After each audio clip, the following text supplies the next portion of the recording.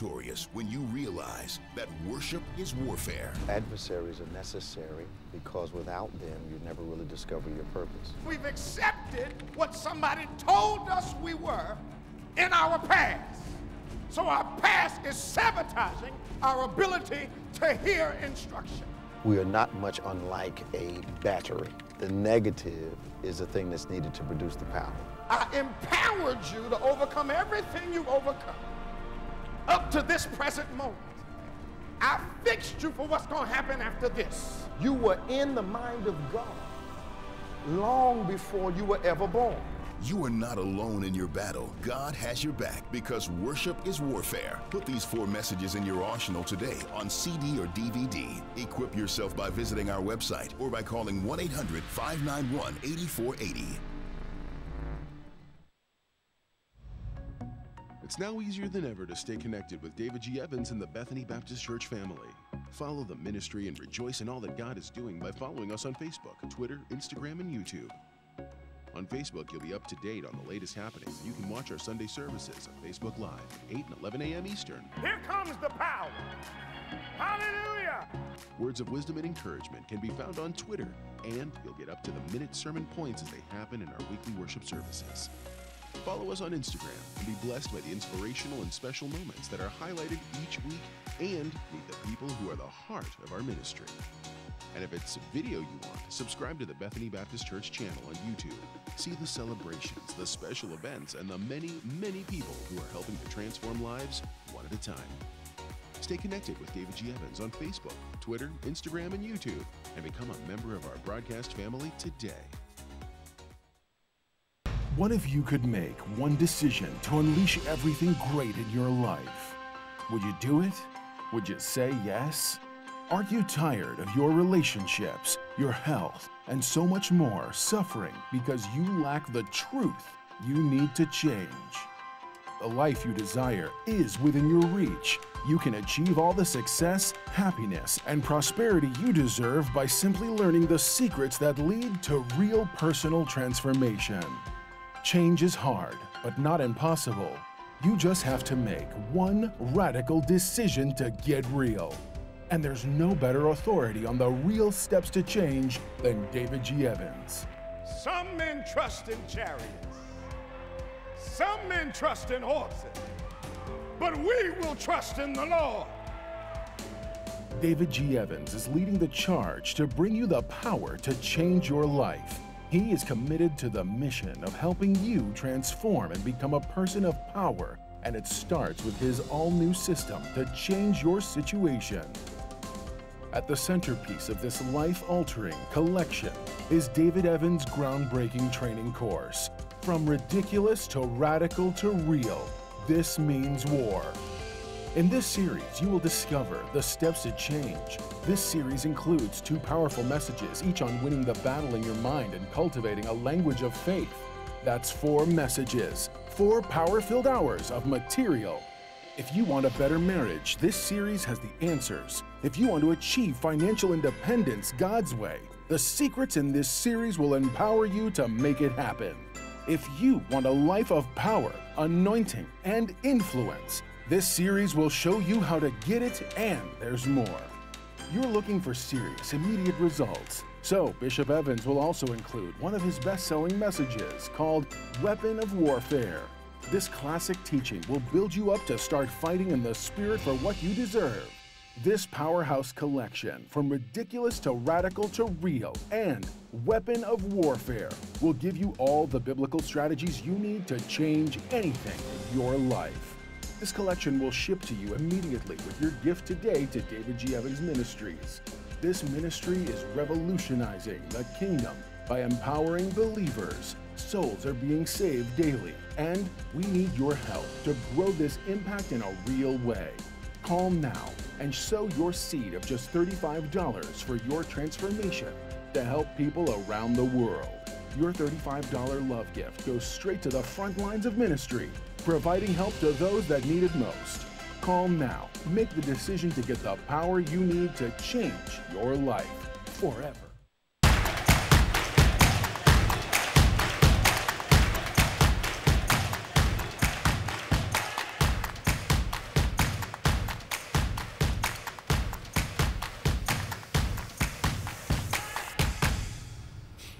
Well, good morning, everybody. Welcome to Onpointe, the #1 Saturday morning call-in talk show, Christian-based call-in talk show in the United States of America. We're so glad you've taken the time to join us once again. Of course, joining me is our world-famous co-host, Reverend Nicholas A. Smith. How you doing, man? Good morning, sir. How are you? Everything good? Yes, sir. How did we go from 70-something yesterday to 40-something today? Yeah. And Man, it's too much of a shock. They say it's supposed to snow on Monday. Snow? Yeah, it's going to be 31 tonight. It's supposed to snow on Monday, I think. Lord have mercy. It's still March. It is March. In April going to be. It is March. It might snow on Easter. Right. It could, yeah. I mean, it has happened before in my life. It has. Yeah. I still remember one time it was spring came in, flowers start to bloom, trees start to come. Yep. It snowed in April. Yep. Killed Took everything. all that stuff away. Took it. It was a bad year for yards. Yeah, it really was. My trees didn't recover for 2 years that time. Really? Yeah, 2 years. But it did remind me, the scripture does say that God won't let your vine cast its fruit Before it's time. That's what it said. God protect you from some stuff when you tithe and when you. Yeah. That's what the book says. That's what the book says now. Okay, I'm sorry. Yeah, okay. So, 1-866-743-8267. 1-866-743-8267. Toll free worldwide. You can give us a call to the #1 Saturday morning Christian-based call-in talk show in the whole USA. I am so honored to have you with us today as we discuss those things, those current things that are current events, current circumstances that are relevant, that are important, but always from a biblical perspective. Will always be from a perspective of faith and kingdom. So that's what Onpointe is all about. We don't avoid any issue at all, but it's always from a biblical perspective, and we're allowed to disagree, but we disagree agreeably on Onpointe. So we look forward to talking to you. Give us a call today as we run through our subjects. 1-866-743-8267. Our topics today, 1-866-743-8267. I understand we're going to Desmond Wiggins Church Yes, tomorrow. sir, tomorrow, yep. Be in Clayton. But we're going to meet in Clayton. Clayton, yes, sir. Do we know what name the church is? You remember the name of the church for tomorrow? No, the building. It's in Clayton. Yeah, We'll get somebody it, get that for me so we can tell everybody where to meet us tomorrow afternoon at I believe it's at 5 o'clock. 5 o'clock. We're going to Kingdom Outreach. Church. Pastor Desmond Wiggins is the under shepherd there tomorrow afternoon. Of course, you can meet us here tomorrow morning, 8 and 11 a.m. as we continue in what's going to be a groundbreaking series entitled Get It Right. Yeah. Get It Right. Now, just for equity's sake, there have been times in my life when I was behind in an IRS payment, and they were ready to take my bank account, threaten my house, and it was for $2,000. Okay. Now, yeah, because they come after you. It doesn't matter. Yeah. 2-3 grand, we're gonna hit you. Yeah. Now, Manafort had about $30-40 million in tax evasion, right? Correct. Well, he was still living in where he was living, right? Correct. And he gets 7.5 total years. Now, if you or I had done what he'd done, Wesley Snipes, somebody else, I think they were in the lower, either high six figures or the low millions, and they got about 2-3 years. Now he defrauded bank accounts, right, and tax evasion, right, 7.5 years, right. As you say, the who determines what? Determines what. Now, Yeah. his problem is not the government. His problem is New York. Right. Because nobody can pardon him. Yeah, in New York. Yeah. In New York. So, and they are famous for financial crimes. And I think that's what the president's worried about. Yeah, and this judge was different. She said, "No, we're not going to give you no leniency on this part." But I think she did. Well, to me, I think she did too. Because you get. What did the experts say on television? Well, he was supposed to get around at least 19 years. Okay. But this New York judge said she wasn't going to give the same leniency. The first guy said, he's been a reputable man all his life. No, he hasn't. And so and so, and he doesn't deserve a long sentence. It goes back to the. So he's a first-time offender? First-time offender. From what? Now, if you were a first-time offender, would you have gotten 7.5 years? Not for this, probably no. Okay, I'm trying to be fair. No. Trying to be fair now. Because to do $30 million, that's over a period of time. That's not a one time. That wasn't yesterday. Yeah. and you have to systematically do it. Right. They said they had counts all over the world. Mm-hmm. Okay. But I remember a judge said this. Yeah. When she was in law school, the professor asked them, would you rather be rich and guilty or poor and innocent? And they all came to the conclusion they'd all rather be rich and guilty. Well, I have a very high-powered, a lawyer, very high-powered, known him for years. He said, and this is how he says it, if you don't have any money, you don't have a legal problem. Wow. What he was meaning by that is if you're broke, you got a problem. You ain't got no hope. Yeah. Really? Yeah. And that's what makes it's not a problem. It's just going to be the way it is. Yeah, and they're going to take care of some stuff for you. But if you got money, they can manage the outcome. Yeah. And that's how they're getting people. And this is where the prison reform really needs work, is with the parole system and the bail part. I'm not trying to be cynical, but to me, Jared Kushner pressed this prison reform because of what happened to his dad. Probably, yeah. And the reform right now affects mostly white-collar crime, high-income crime. In federal prison. In federal prison. Not private. No. So it's not for everybody. It's a rich man's, and if you got money, you're happy about it. But if you don't have any money, right, it's not going to help you. Yeah. So if you're in Camden County Jail, this reform is not going to touch you. It's not going to help you at all. Especially if you leave in prison and you're coming back into $20 million, you'll do 6 months. Look. To come home. That's right. For $20 million? For $20 million. Yeah. Come back to my lifestyle? Yeah. Okay. I get it. Now, New Zealand. Yes, yeah. Got a little personal history with Christ Church. Okay. Actually preached in Christ Church. Oh, what's his name? Yeah, New Zealand.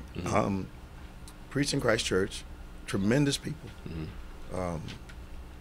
Kind of disturbed by what my president said yesterday, how he blended the tragedy and used that as a platform to push his own agenda. Right. I'm convinced he has no appropriateness at all. Which is a ridiculous assertion, considering the man that did it was not an illegal immigrant to New Zealand. He was not. He was not some, brown-skinned guy that was he was a terrorist, but the comparison does not work. Doesn't make any sense. He didn't infiltrate New Zealand. No, he didn't. And what's also interesting too? This morning I just read it. What that says though is the president was justifying the fact that the guy killed the people. Yeah, we need a wall because of this. Mind you, New Zealand this morning, well, of course they're 8 hours ahead of us. They banned immediately semi-automatic weapons. Of course they did. Immediately. Of course they did. But our country sees that as New Zealand, as I've told you guys before, maybe you weren't listening. Having spent some time with it, I think I was over there once or twice. Yeah. For a week, 10 days at a time, and they have no deadly animals on the island. There's nothing, not wolves, not mountain lions, not. They've got deer, sheep, goats, groundhogs. Nothing that is predatory. Okay. On that continent, absolutely nothing. They let nothing through customs, not even a poisonous spider. Okay. Everything has to be fumigated. Everything inspected. They're very tight on it. Okay. So they have they had a gang problem about 5 years ago. That gang problem went away with the quickness. I'm sure. And it was a bunch of people that had immigrated in, and the young kids were picking this thing up, getting culturally influenced, and they stamped down on that thing so quickly. They just don't have that kind of nonsense there. So this is a real big shock for them. And I'm not surprised that they pulled the trigger on something within 24, 48 hours. Yeah. Okay. Yeah. But our country doesn't seem to. Well, too much money involved. Because I used to think maybe it was who was getting shot. Yeah. But now, white folk getting shot up does not change the legislation. Nope. Children getting shot up does not change the legislation. Nope. So what happens is, and I'm not a conspiratorialist, but it seems to me that the legislation stays in place to justify some of the extremism in the laws that are being written, in the liberality with the gun laws. It just seems to me we got to leave this in place. We're not going to change it, because if we change it, it's going to take our platform away from us. Yep. So the NRA needs this stuff to keep happening. Yeah. And here's my thing. I'm sure my grandparents from the South. I'm sure you probably shot a shotgun or something like that. A shotgun versus a semi-automatic weapon. If I have to reload this thing, or shotgun, you're not taking out 40 people at one time. No. With a shotgun or a handgun like that. No. I mean, so it's not take all the guns away. It's why do you need a flamethrower? They had a gun give back. Yeah. A person brought a flamethrower to. What do you need one for? Like, thank you. What do you need a flamethrower for? Like, for what? What are you trying to do? Now, some people would say you need stuff to defend your house, but I'm not sure that that if 50 guys came over, that I'd have a weapon for each of them is appropriate for me defending my home. But do you need a machine gun, like a Tommy gun, and you? I don't think you do. Here's another dilemma for me. I am pro-gun. Right. Me too. I believe you should be able to protect your home, absolutely, and your loved ones if it comes to that. Absolutely. Now, I don't believe that all of us need to be carrying guns around the mall. Right. Yeah. And why? Because the one or two irresponsible people that happen to start shooting at a mall, them having their right and people losing their lives, to me, is not worth me having the right to carry all the time. Not at all. Okay. Not at all.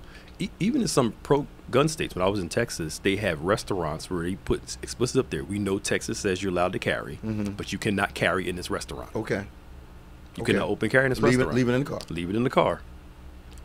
So, I mean, but people still frequent those restaurants. You don't know who's responsible. But the gun lobby and the politicians that support them don't really care. I believe there is an acceptable number of fatalities that they have in their head that we know nothing about. Yep. And I believe it has to be because in the auto industry, there is an acceptable, the actuaries figure out the acceptable number of people that can perish because of a default and the amount of money they need to put aside to pay it. That is ridiculous, man. Unbelievable. That is ridiculous. I knew something was up when those children up in the Northeast got killed. Sandy Hook. And they didn't change a thing. Yeah. I knew something was up. Yeah. And they were children of means. They were not poor children. Right. They were not minority children. It was, so that showed me something. It's all about the money. Yeah. It's about the money, and it's about who's doing the shooting, too. Well, yeah. Because one group we blame it on mental illness. Something had to be wrong with the person. Like the guy in New Zealand that did the shooting, one article put up how this good darling child turned into this mass murderer. They put in bold letters up top, the darling child, a picture of him as a child in his father, I think his father and mother's arm, and something had to turn him into this. You never see that. So he wasn't a bad person. He wasn't a bad person. Something changed him. But if you see anybody else, mugshot, just bad person. Mugshot, everything. There is no, he grew up hard. Because it amazes me. So the guy in Texas that shot the church up. Yeah. Well, he had hard times. He was in a single parent household. He had this happen to him. This happened to them. We're both from single parent households. Exactly. We didn't go out and kill people. Exactly. And if we did, it wouldn't be we came from a single parent household. No. We came from hard times and struggle. No, just no good. This is who they are. Just a bad person. Yeah. And people say there's no privilege. There is. Privilege is right in front of your face right there. There is. Who determines what? Yeah. So I see there's about to be a little battle brewing in the Senate and the House as they voted to block Trump's national emergency. He does a veto. Now they have to come back and overturn the veto. Yep. And he's confident that they're not going to be able to do it. We'll see. I mean, I was surprised that these 12 Republicans went over. They should have. They should have. But I'm glad they did. But so, what does President Trump have against kids and student loans? Well, to them, I guess it's not a good use of funds. But it is a good use of funds to buy your kids' way into colleges, and buy them test scores. It is. It is a good use of funds. Yeah. Probably. Yeah. Since you notice he hasn't said too much about that. Oh, not at all. Because the question was Jared. He got into Harvard, I think. Harvard, they don't have to go that far. Yeah. How did he get in the University of Pennsylvania? That's true. Yeah, UPenn. Yep, same thing. Yeah. Penn has a high standard for who gets in. How did he get in? He can't complete a sentence. Yeah. He only knows 6 words. Right. Fantastic, awesome. Bigly. Bigly. I mean, majorly and stuff like that. Yeah, because he went to Wharton's. Yeah, Wharton. Yeah, He went to Wharton. Yep. How'd he get in? Yeah, that's true. Yeah, I'm sure his father probably got him in. There's no buildings around there with his name on it, so how'd he get in? Yeah, probably slipped him a little cash in. A little. Yeah. So these people, the guy that put the scam together is a genius. Mhm. He gets the kid. Now, I don't. Do you buy that the children didn't know it? No, the kids had to know it because the one lady, the daughter said she didn't want to go to college. She knew something was going on because she said I didn't want to go. And if you give me a polo scholarship and I don't play polo, That's my point. I'm involved. That's my point. I ain't never been on the swim team. Right. I mean, never. Right. You can't get me to watch a tennis match, and I'm going Right. on a tennis scholarship. Yeah. So I mean, right. And then you bring me on and put me on as the manager, Right. Yep. and I don't even like the sport. And don't play when you get there. And then show an action photo of my head diving into Yeah. or playing polo at a high school level. Come on. Yeah. And they try to say, but the children don't know. I don't believe that for a knew. minute. Come on. They knew. The one girl, her lady, her daughter was on I think the president of the college's yacht when the news came out. She was on the yacht. Somebody help me. 1-866-743-8267. 1-866-743-8267. Now, the problem is some of the same people complain about Yeah. equality in colleges. But they bump people out because of money. Yeah. And but then they get mad at affirmative action, like you said. Affirmative action, yeah. They got their own form of it. Yes, sir. I buy the test score. I buy a test taker. Yeah. One athletic director got $1.2 million for 2 kids. Whew. For 2 kids, Jeez. $600,000 a Right. piece. Golly. Here's my thing. As a child, maybe it's my pride and my ego. Yes, sir. But as a child, I would feel horrible about myself that my parent had to pay for me to get into college. That means I'm just like thinking of my Not intelligence. if they spent your whole life That's paying true. for you to get in places. That's true. That's true. That's true. I still got I don't know why this popped in my head. I have a problem with participation trophies. Me It too. gives the impression Me too. you don't have to be involved at any level Yeah. to be accepted or awarded. Right. So you're awarding negative performances with a trophy. Right. We're glad you just showed up. Yeah. You don't get a trophy for showing up. You went 0-16, but you tried hard. Then take them out to McDonald's. Right. Exactly. Let's have a failure celebration meal, but we don't. Yeah. I'm not giving you a trophy like I gave the winners. Right. My son is 6. He came. I picked him up from school. I'm like, "What's wrong?" "Oh, so and so cheated." I said, "What do you mean he cheated?" He told me what happened. I said, "Tomorrow, try better." That's He right. didn't cheat.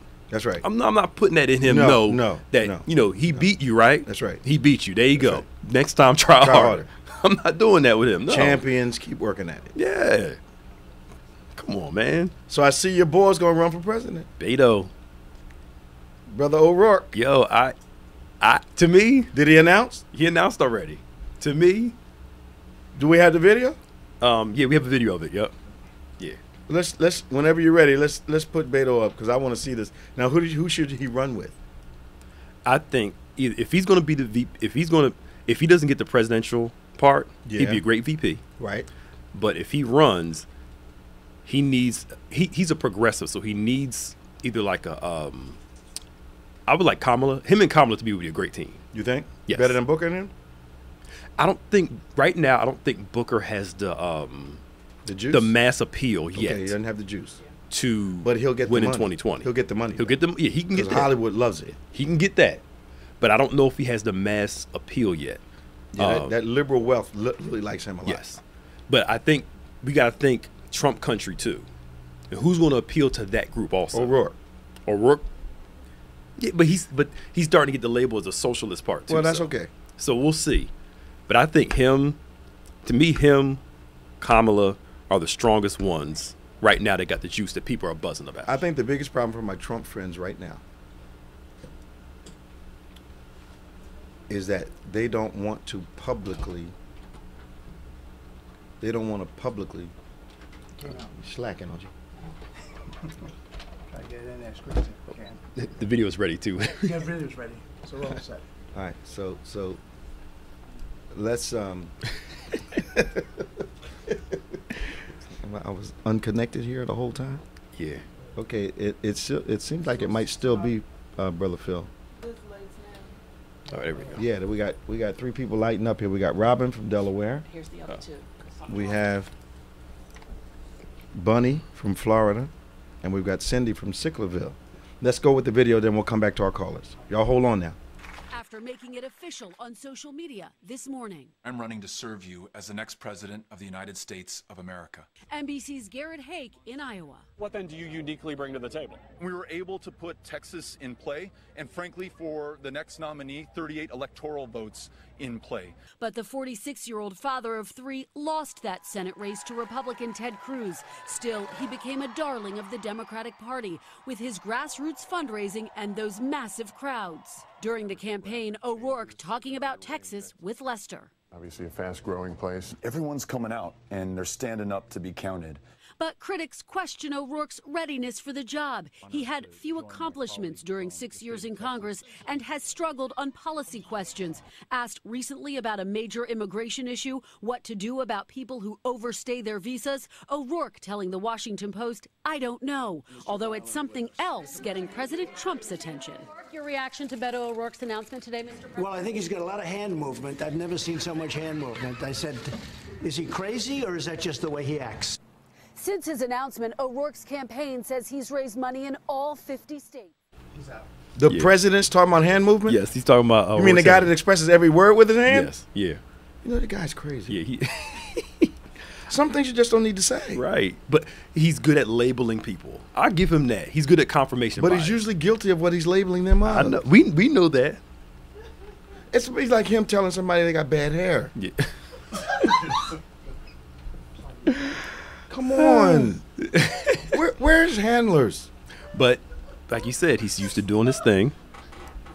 What? To do what he wants to do. Where's handlers? I know. Where are the people responsible for his image? I know. How much stuff can they clean up? But he's obviously shown the inclination to do his own thing in spite of people giving him other direction. So, now who is the darling of the Republican side? Who are they, other than the president himself? There's a guy from Kasich is looking into running against Trump from Ohio. Okay. I actually like Kasich. Can Kasich run against him this time? They can run against him, yeah. Okay. They can go through a primary thing. Okay. But, I mean, it's hard to unseat a sitting president in a It primary. might not be hard to unseat him. Yeah. We'll see. But it depends on who's going to appeal to that base. And the guy from the governor of Maryland. Okay. I can't remember his name right now. Okay. He's looking into it. But I think a Biden O'Rourke ticket, Biden for president, O'Rourke be VP. I think now being a senior, yeah, myself, and I'm very enthusiastic about the fact that I'm a senior citizen. Yes. AARP member, get my discounts. I get it. How in tune can Biden be? Well, that's where O'Rourke will step in and balance. But vice presidents usually don't have much juice. Well, I'm talking about as it relates to marketing, talking. Yeah, I think that's what I'm talking about. I'm talking about actual policy and getting stuff done. Vice presidents normally don't push much. Well, but now it's starting to somewhat evolve though. Since Cheney came in and started doing all that stuff, Cheney had a lot of juice. Cheney was the brains behind the whole thing. he was. Biden has a head. That's true. I'm just saying. No, I agree. Yeah. You know, I'm being a senior, and I understand people that are seniors can be very capable. Okay. You know, so all of us are not senile and you know unattached and disconnected. I'm just wondering, is he still sharp enough and relevant enough? Has he evolved enough that he has not evolved into a place of complacency and non-reactiveness? Has he evolved into someone who's culturally relevant? I can see that, but I think O'Rourke will help him out. Okay, a little bit. Let's go to the phones. Let's go to Robin. Hey, Robin, how you doing? Good morning, Bishop. Good morning, Pastor Nick. And Well, how are y'all doing? Doing fine. Welcome. Good. I have 2 questions. Okay. Regarding, well, first of all, let me say I have something to say to you and Pastor Nick. Go ahead. 14 years ago, when I joined Bethany, I never been in a church that size. I grew up in a Methodist church dictatorship. Okay. But being there, Bishop and Pastor Nick, y'all have really helped me grow in so many ways. You show love, you show care. I never forget, I still can remember, I accidentally bumped into, I guess she was a member, and she got very angry. Mm-hmm. That could have had me not to join, but I know it's not about people. I come there to serve God, you know, and to worship and praise Him. But I know I wouldn't be where I am today. I finished my book. What happened when you bumped into the person? Business, Robin, Robin, what happened yes. when you bumped into the person? You were I starting to said, tell us, but you stopped. Well, when I bumped into her, she looked at me like, if looks could kill, and I said, you know, excuse me, you know.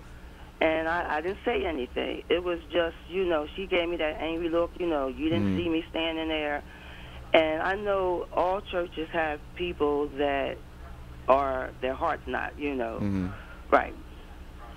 But I just, you know, thank God that I didn't let that not have me to, you know, to join and to come there. I thought you were going to tell us it was one of them things where Pastor Nick and I was in the hallway and had to step in. It sounded like you were heading that direction. What you're saying is you didn't let it stop you, and you're glad you didn't.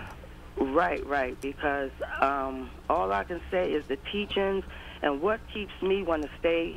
We never want you to stop preaching. You were Pastor Nick. Y'all were called and chosen by God. To see y'all get so excited when you teach the word, that really shows me that I'm in the right place.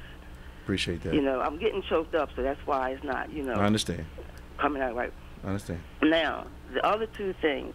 Pastor Nick, this is for you.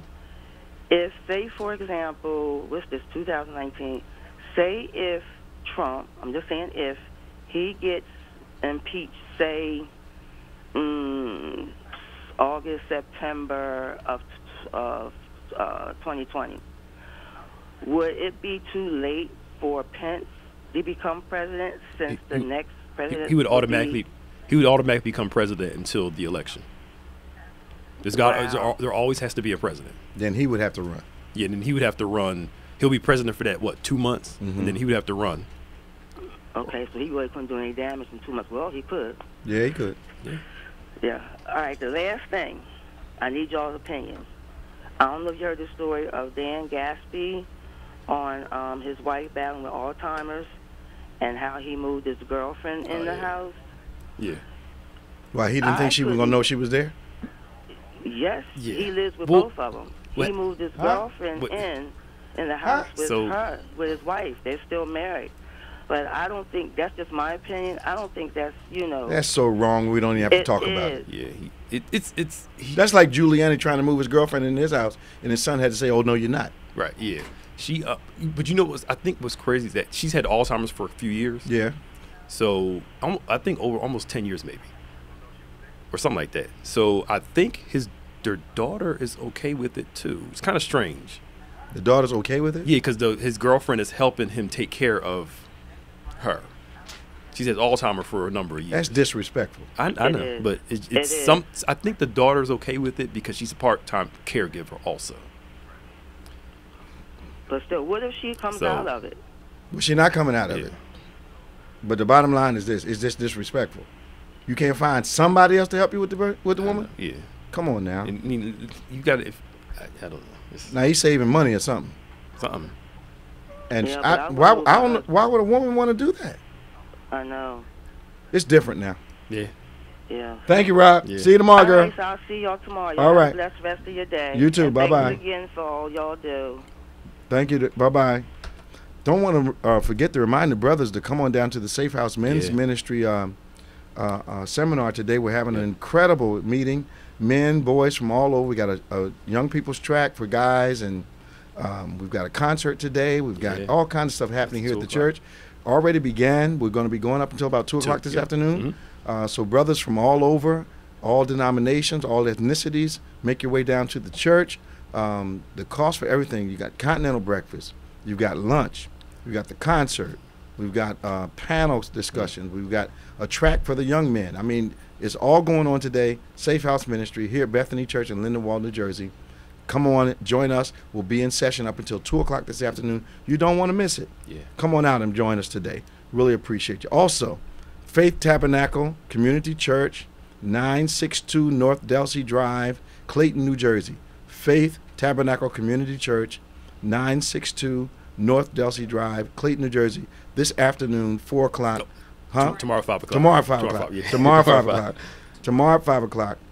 Celebrating Kingdom Outreach Church, Pastor Desmond Wiggins' anniversary. We're going to be there. We're going to have a great time in the Lord. I want you to come on out and join us. That's Faith Tabernacle Community Church, 5 o'clock tomorrow, Delsey Drive, Clayton, New Jersey. Looking forward to seeing you. Bunny! Hello there. How you doing? So glad. Fine. I was so glad I was not the first one. I was trying. Don't call first. Somebody else talk. Somebody else talk. It's all right. A couple of things, quick things.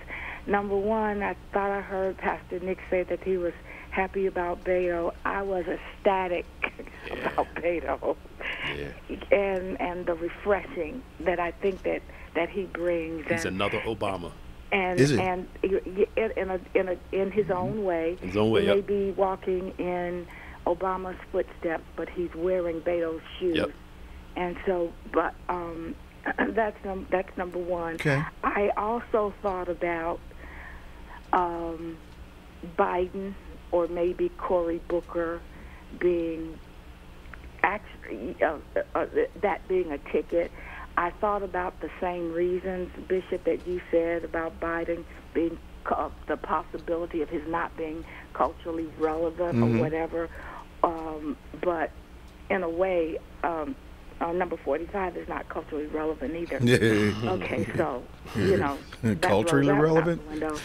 But I want to talk about the news that got me the most was about the colleges. Yeah. When I don't know if you ever heard of NAFIO, is the National Association for Equal Opportunity in Higher Education. You have UNCF, which is all private HBCUs, black colleges and universities. Then you have NAFIO, which encompasses private and public HBCUs. Okay. In other words, NAFIO is all of them. The NAFIO's mission has more to do with preserving and enhancing HBCUs, and they work more with Washington on legislation and things like that. They're not lobbying as such, but we would go to a lot of NAFIO conferences and things of that nature. And when my dad helped to start NAFIO, at least support them in its beginning stages. Okay. And one of the things that came to be was, I think this was during the Reagan administration especially, where there was a very insidious, I would call it almost evil effort to close down all HBCUs. And that's when all the presidents got together and actually worked with helping each other. Daddy would often go to different universities. They would call him, and he would talk to their faculty and their staff to help them do different ways to try to bring about strategies to help keep the institution strong, and that it was not just enough to keep your own institution strong, that everybody had to work for HBCUs. Now, when this thing came up about the buying of entrance exams and trying to buy people off to get in, first of all, that's probably not anything new. But there were so many other things that were in line and that were similar to that were part of the infrastructure of these white schools that went on so long, where HBCUs had to become, had to come into existence because blacks were not allowed or could not get in to the mainstream white institutions for their education. Mm-hmm. So had there not been the existence, even now, of HBCUs, a lot of students would not have anywhere to go for higher education. And I think part of the argument was with the government was that HBCUs were substandard. So why we don't need HBCUs, because the white schools are sufficient. But yet, imagine if there weren't any HBCUs, and then you have all these type scandals going on, and students who are qualified to get in cannot get in because their parents are not rich enough to pay off somebody, to get in. Now, that's not the only thing. Another thought I had was, how dare them talk about affirmative action when you're condoning this kind of stuff? Well, I think several things. Does anybody know how this got uncovered? I don't know. Well, I know they did some wiretaps. But something had to happen. I don't know what happened. They said it was by accident, but they've not said what the accident was. Yeah, they didn't say. But what I understand is over an 8 or 9 year period, parents paid $25 million at minimum to get a bunch of students in. 50 people are involved. Right. Yeah. They got some mainline schools, Yale, Stanford, other schools, Wilberforce, Georgetown, major schools, where, watch this, legacy also can get you an entrance with some money. Yep. Yeah. If your daddy went there, matriculated there, then you can come there, but we need you to, help us out with our, science budget or whatever the case may be. So this type of, I don't want to call it cronyism, but this type of privilege has been in place a long time. Yeah, absolutely. Having been the chair of the oldest black university in the nation, Lincoln University in Oxford, Pennsylvania, I got to see a lot of things, experience a lot of things, and this college game is not an easy game. I watched state funding being taken away from our school. That's right. While Penn State and Temple at the time, I think Penn State got taken down to about $280 million, which is not from 320 to 280. Yeah. Not bad. Right. Temple went down from like 220 to 196 million. And they came at us and took almost $15 million out of a $40 million budget, which was devastating to us. And about what year was that? when was I chair? I would have to say maybe 6-7 years ago. Okay. And this happened with black politicians in the room at the table during the discussions, which proved to me that the people that were on our board didn't have any say. Because how are you gonna come out of a meeting like that with Penn State having almost $300 million, Temple having almost $200 million, and you knock us down to we're like $21 million left, and it threw the campus into a tizzy. Right. It did stress the expertise of the board. We were able to do what we had to do to get it done. We did some budget cuts. We did a whole bunch of other stuff to make sure the kids got to school. We started collecting tuition, which is who'd have thought? Yeah, who'd have thought about that? Right. Just started collecting tuition and doing things that need to be done. But it was not an easy road. But I'm proud to say that when we took over the board, when I came on the board, I think I served about 12 or 13 years. We got on the board and finally became chair. I chaired for 4 years, which was historic in its own, because you're only supposed to chair for 2. But we were able to get a lot of stuff turned around and get it headed in the right direction. I don't know. I'm sorry to say I don't know what's happening now, but I'm sure the school has continued to progress. I think I'm supposed to go out there sometime in the next 2 or 3 months for graduation. For either graduation or homecoming. Okay. One or the other. I was asked by a couple people to show up. So I understand the struggle from both sides. I chose to go to an HBCU when the high school I went to afforded me the privilege of going to any Ivy League school I wanted to go. But I chose to go to HBCU. coming out of a school where there were only 6 blacks within 620 students, and matriculating there, I wanted to change an environment, so I forced myself into the environment that I had, been taken out of. So it was an adventure for me. Right. But I cannot underestimate the importance of the high school education I got, which gave me the discipline to go to school. Because that first year at Lincoln, if you weren't settled, you could get distracted very easily. I have the answer for you too. What? They're so good. So it says, so they were investigating the main guy for IRS charitable tax fraud. Okay. And stumbled upon the college issue. Okay. Now the crazy thing is, the parents were not only cheating, but they were getting a tax break on it. Because they were given to a nonprofit. They were given to a nonprofit as a charitable thing. So that's how they got around it. So I'm giving $600,000, but I'm getting it back. But I'm getting it back. Oh, wow. I'm writing it off on my taxes. Wow. While I'm getting my child in there. Wow. Because I'm giving to this charitable organization. So so the guy was being investigated for that, and that's how they got this.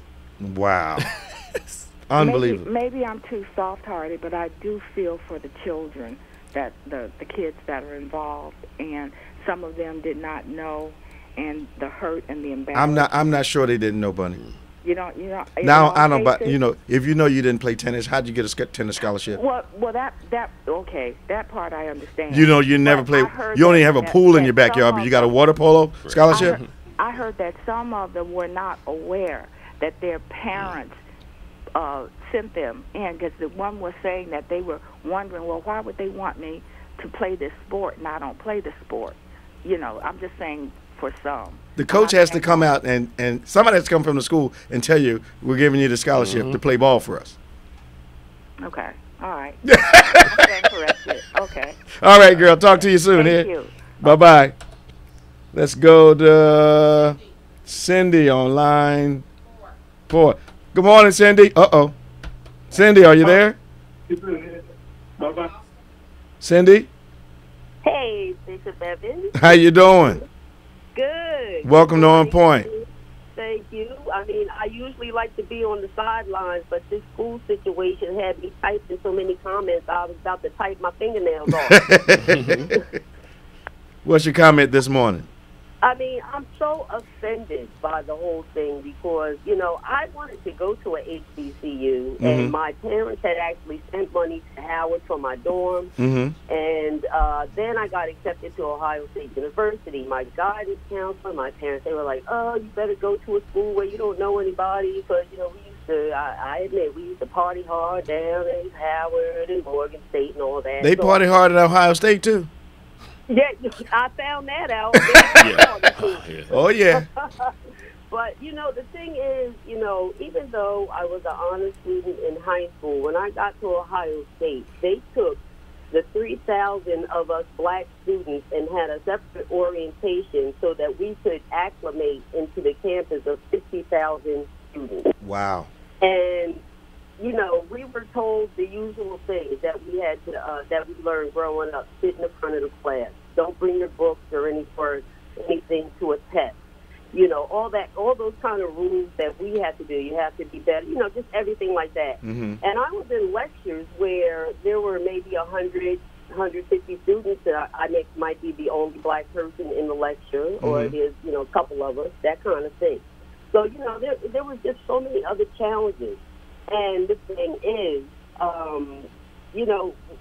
I just feel like we are never looked at as we are worthy of our spot, even if there's just a few of us. They still look at us like we took somebody's space, and that's what pisses me off.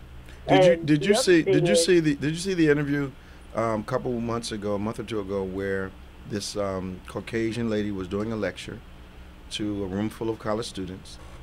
And she asked a simple question. She said, how many of you would want to wake up and be African American the next morning? Oh, yeah, James Elliott, yeah. And no one in the room raised their hand. So right. there's a quiet acknowledgement of a remarkable difference.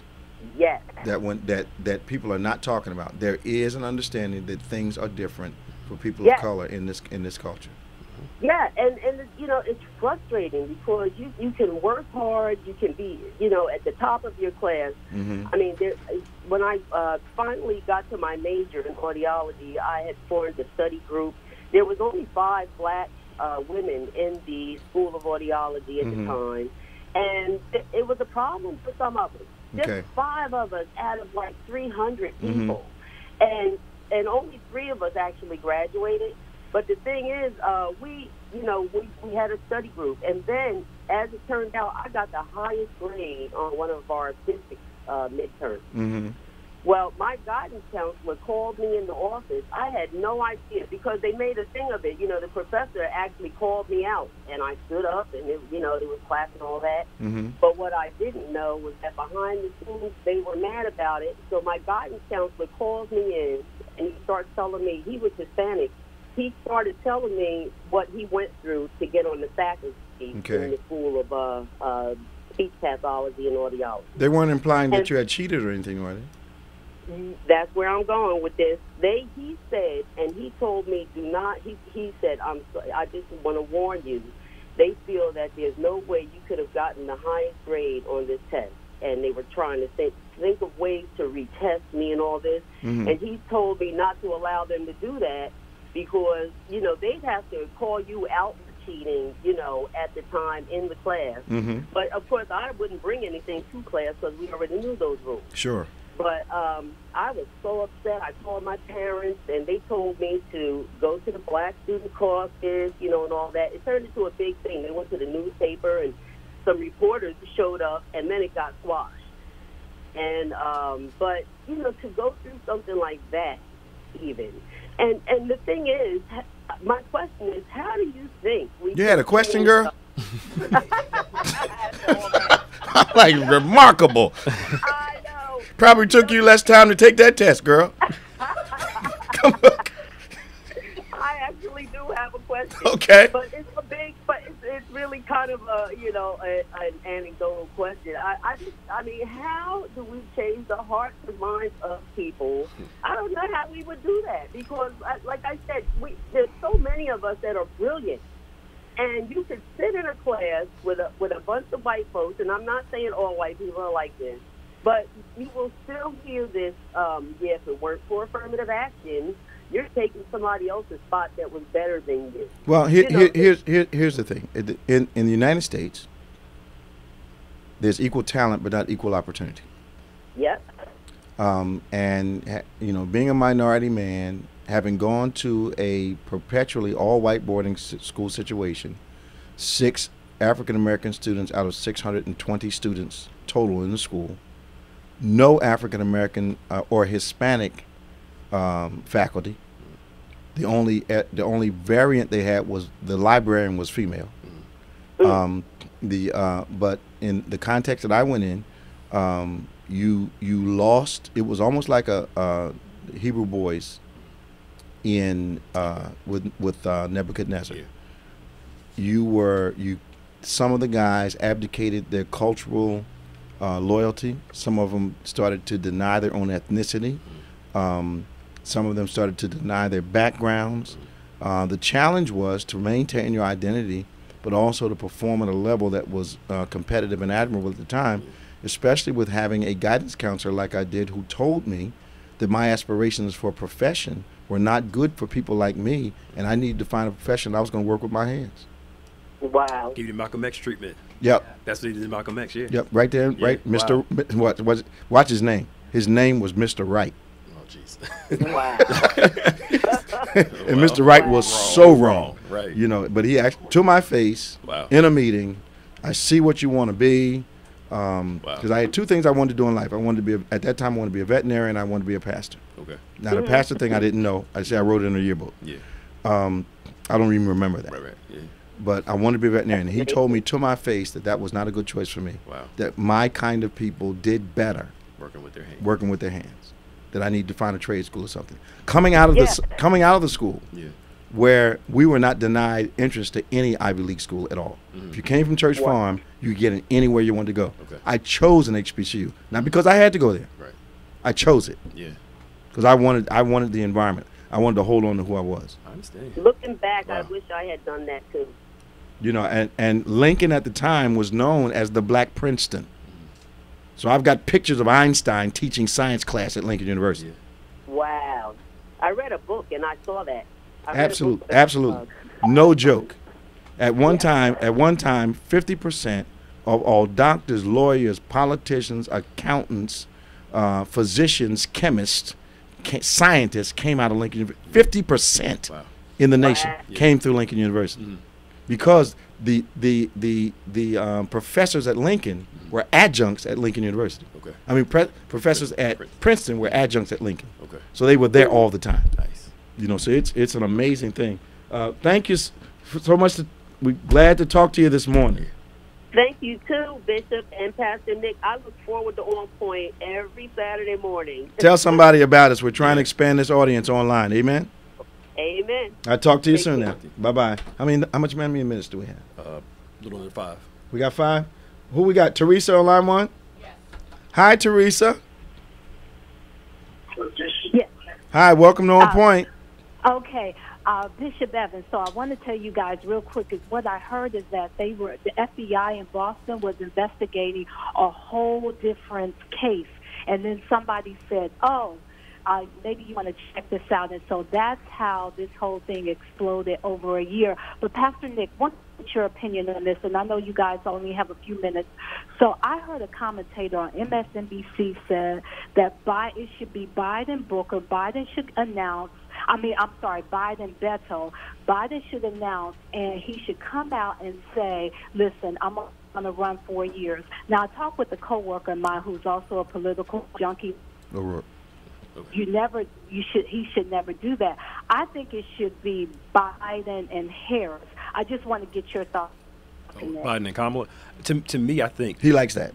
Yeah, I can go either way. To me, Biden speaks to liberals and Trump country. Right. And we need to win this election in 2020. Yep. And to me, that's why I think him being the point president would be good. And whoever be his VP, they said that he met with Abrams too.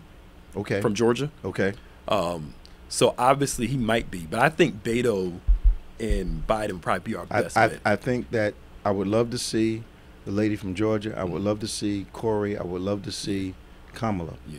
But the reality is we need a ticket that's going to appeal to all the masses and not cause anybody to be hesitant about voting. Yeah. And that sometimes means it would have to be an O'Rourke Biden ticket. Yep.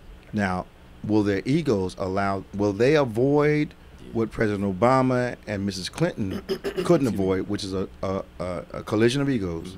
Because if Mrs. Clinton had been his vice president, she'd be president right now. I believe that with all my heart. Yep. Yeah. They would have gotten 4 years, 8 years to get used to her. Yep. Lightened up. Yep, they'd have been fine. Yeah. All right, Teresa. Thank you. Thank you now. Bless you. Bye-bye. Sharon. Good morning. How are you? Fine. How you doing down there in Texas? I was doing fine. You know, I couldn't let this go by because I had to tell you this. Go ahead, girl. We got 2 minutes. The okay, I'm gonna tell you about the HBCUs. Well, I'm from Mississippi. You know they're here now. So anyway, back in the day, we had brothers who went to law school from Jackson State, Alcorn, and Itabena.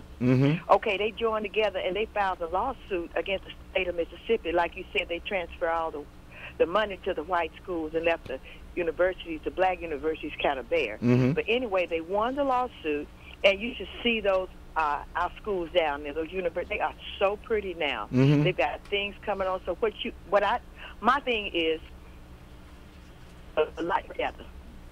You understand what I'm saying? If we come together and we work together, we can get a lot done to help our universities to be on par with everybody else. Absolutely. That's what I'm talking about. Thank you for calling us.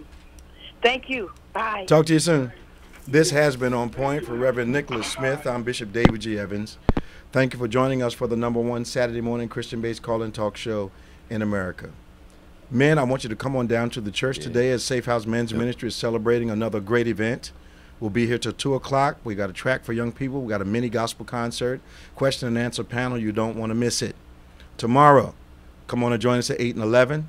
5 o'clock, we'll be fellowshipping with Kingdom Outreach Church, but we'll be at the Faith Tabernacle Community Church in Delsea Drive in Clayton, New Jersey. Now, as always, stay strong, stay safe, and remember this, faith acts like a thing is so, even when it's not, so that it might be. So tell somebody about us. We'll see you next week on Point.